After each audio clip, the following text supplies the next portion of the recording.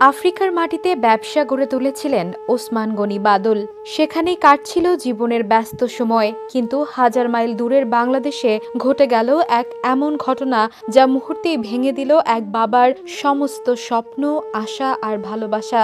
বিদেশে বসে শুনলেন তার ৩ বছরের কন্যা আদরের আরুয়া আর নেই। পুকুরের জলে নিস্তব্ধ হয়ে গেছে তার কলরব, থেমে গেছে এক শিশুর হাসি।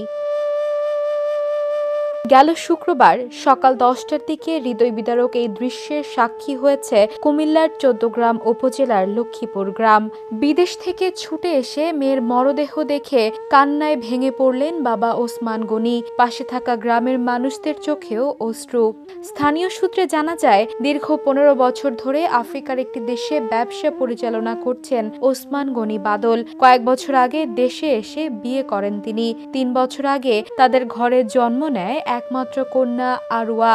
চলতি বছরের শুরুতে দীর্ঘ ছুটি নিয়ে দেশে এসে পরিবারের সঙ্গে ৮ মাস সময় কাটান তিনি।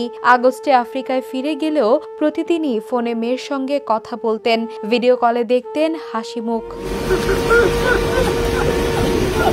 কিন্তু গত ৩০ অক্টোবর সেই হাসি মিলিয়ে যায় চিরতরে। দুপুরে বাড়ির পাশে খেলার সময় পুকুরে পড়ে যায় ছোট্ট আরোয়া।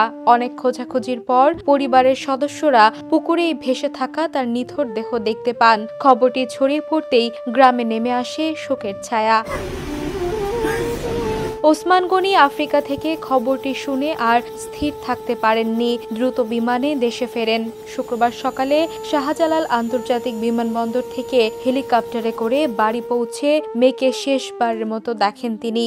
কান্না থামাতে পারেননি কেউ, না বাবা, না মা, না উপস্থিত মানুষ। স্থানীয়রা জানান, মেয়েকে শেষবার দেখার জন্যই মরদেহটি ২ দিন ফ্রিজিং গাড়িতে রাখা হয়েছিল, যেন বাবা ফিরে এসে একবার অন্তত মুখটা দেখতে পারেন। শুক্রবার জুমার নামাজের পর ছোট্ট আরুয়াকে দাফন করা হয় গ্রামের কবরস্থানে।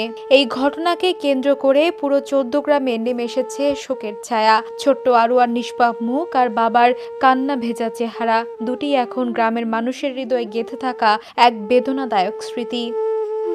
Desk report, the news.